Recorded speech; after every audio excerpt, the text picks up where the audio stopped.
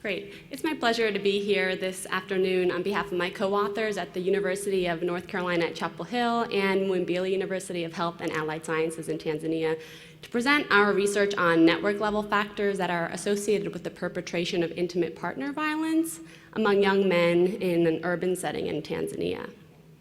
We have no conflicts of interest to disclose. Intimate partner violence has been shown to be strongly associated with HIV.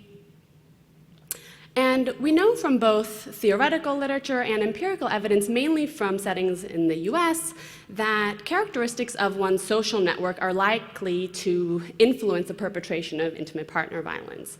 However, we don't have very many studies that have looked at any type of network-level characteristics that are associated with intimate partner violence perpetration among youth in sub-Saharan Africa, where both HIV and IPV rates are quite high. As a result, we have a limited understanding of some of the multi-level factors that might be driving the enactment of intimate partner violence that really we could use to inform our prevention efforts. Our team is currently conducting a cluster randomized HIV prevention trial with stable social groups, locally referred to as camps, in Dar es Salaam. And that's the business capital of Tanzania. And these camps, these stable social groups, are social networks of mostly men, so about 80% of the members in these camps are male. And these camps have an elected leadership structure. Most of them have a chairman, secretary, treasurer. In this urban setting, many of our participants are not formally employed. Many of them are unemployed completely. They're not in school most often, and they join these camps to have a place to socialize, to support one another, to engage in activities such as playing sports or even sometimes business enterprises.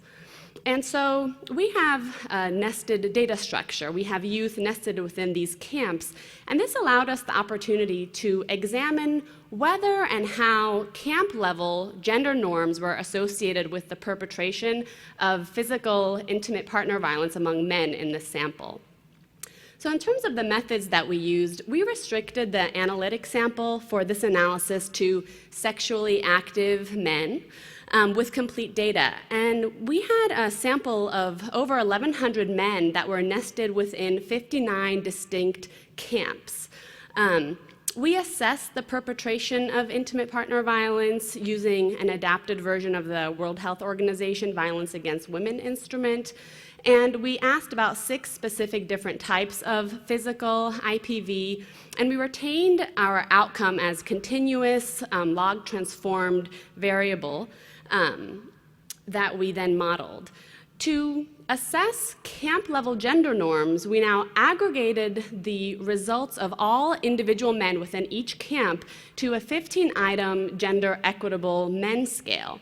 So people who had more equitable views towards gender roles had higher scores, and men with more traditional or less egalitarian, more kind of men are the breadwinners, they had lower scores. So then we averaged each of these scores by camp, so each camp received a single score representing the average of all the men within that camp. We then estimated a series of 2-level hierarchical linear models, and we had men at the camp, men within the camps at level 1, and then the camps represented at level 2. We first started with an unconditional random effects model to get a sense of what proportion of variation in IPV perpetration was really attributable to differences between camps. And then we sequentially added in variables, starting with individual level controls that we know to be associated with IPV. Then we added in the camp level gender norms we were really interested in.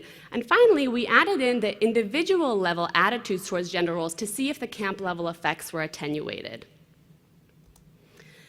In our study, we found that over 13% of men reported physically perpetrating violence against their partner within the last year. Now, 1/3 of these represented one instance of violence within the last 12 months, about 1/3 of them represented 2 instances, and the remainder represented reported, and this was self-report, 3 or more instances of physical IPV against their partner within the last 12 months. We found that a significant proportion of the variation in IPV perpetration was due to differences between camps. So we did see differences when we looked at the mean levels of IPV that were reported across all 59 camps. And when we introduced gender norms into the model that already was explaining the individual level controls, we found that increasing levels of gender equitable norms were associated with decreasing levels of IPV perpetration. So in other words, as camps were becoming more equitable on average in their views towards gender roles, men were perpetrating less violence against their intimate partners. And notably, this association remained the same even after we included the men's own individual attitudes towards gender roles into the model. In sum, this is the first study to identify network-level factors that are associated with the perpetration of intimate partner violence among men in sub-Saharan Africa. And we found that membership in these social groups, in our case camps, that had more equitable views towards gender roles were associated with a reduction in the perpetration of intimate partner violence, even after adjusting for men's own views about gender roles and individual-level risk factors. And we believe that these findings highlight the importance of multi-level HIV and IPV interventions that really try to transform gender roles within social networks. I've listed here a few poster numbers that might provide some more information about some of the work that we've done, including the network structure of men within these camps and additional information on